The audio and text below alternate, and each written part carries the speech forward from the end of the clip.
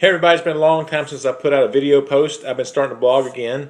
And why is that? Because I've spent the last 6 months really kind of focusing and concentrating on my own life and taking care of myself. And I have found some ways that I have learned to stop worrying, to stop being anxious, to catch myself in that. And I've been practicing. And what it has brought me is a lot of peace, a lot of effectiveness at being present in the present moment, at being able to be present with people as they're with me, most importantly my family, my son, my wife, and most importantly for myself. I've been able to recognize that God, the universe, takes care of me at all times, that the verse in the Bible that Jesus says, hey, you can't add anything to your life by worrying about tomorrow is true, that we are just like the birds of the air and the flowers of the field and the grass. We do not have to toil and worry and fret. We will be taken care of. Now you may ask how I've done this. I've blogged about it, and you can look at it at the website right down here. You can copy and paste that and go read the post, the two posts. But I'm pretty open that I've been in therapy for a long, long time. I've been a therapist for almost 21 years,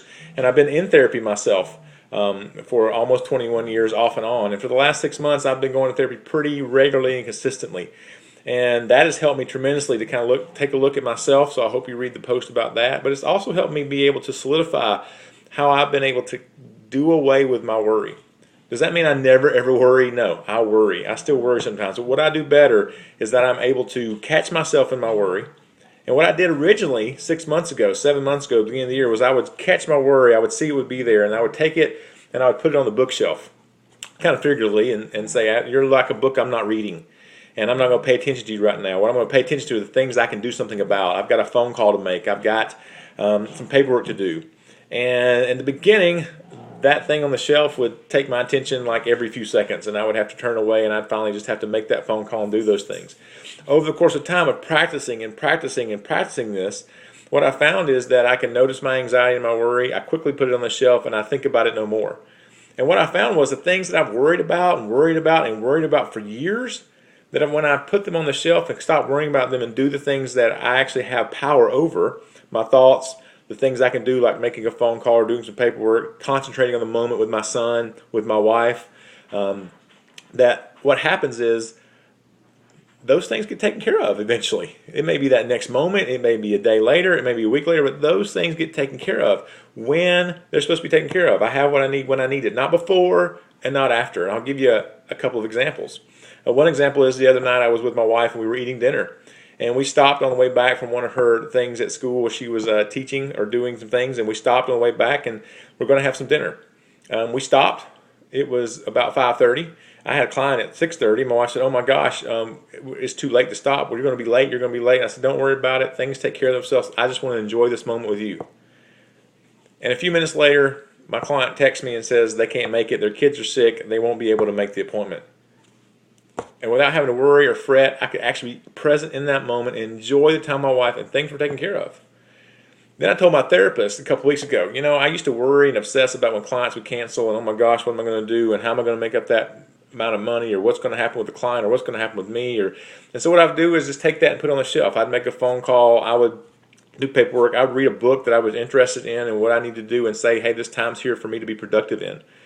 And invariably what I found is that clients call and schedule in those spots, or clients call and reschedule, or those times fill up anyway. And I told him that it was very interesting because I said, this probably has always happened this way. Here I am, 45 years old. This always has happened this way, but I'm so caught up in my energy about worry and anxiety, I don't even notice it happened. But it's probably always happened that way. And he shook his head at me, kind of giggled a little bit and said, yes, it's really amazing when we take the energy away from worry and anxiety, what we see fills that spot up. And what I noticed is, yes, guess what? Things are going to happen that I don't like. People are going to cancel, bad things are going to happen, things are going to break down, and I can't control those. What I can control are my thoughts. I can control what that means to me. I can't control focusing on things I am powerful over. And sometimes that means I get anxious and worried still. Sometimes that means I'm sad and mad and angry. But a lot of times what that means is in the moment I'm in, I can still feel peaceful. I can still feel joy. I can still be happy in that moment and be with and be present in the moment I'm in. And what I find is most things in life, they take care of themselves. So you have to practice this. This is not something you do by just praying a few prayers or going to church enough on Sunday or reading your Bible enough in one day, all of a sudden you have peace. It's something you have to put into practice over and over and over again. That's why Paul in the Bible, and it's said over and over, when you see and hear and do, if it's do in me, see me do, follow it, do it, practice it. Jesus said, practice it, do it. So you got to practice these principles and tools, and I hope you will. And if you can't, I hope you find a therapist. I hope you find a counselor who you can talk to and speak with. Hopefully, even if it's me, please, I'd love for you to call me and check me out. You can check me out again at the website down here. And I'd love for you to be able to come in and we can coach you on these things and help you through these things, because I know what it's like to have addictions, to worry, to be anxious, to be fret, to deal with relationships that don't work. And I want to help you. And I'm learning, and as I'm going in life, I'm learning and trying. So you have a great Monday afternoon and a great week, and I will see you soon. Namaste.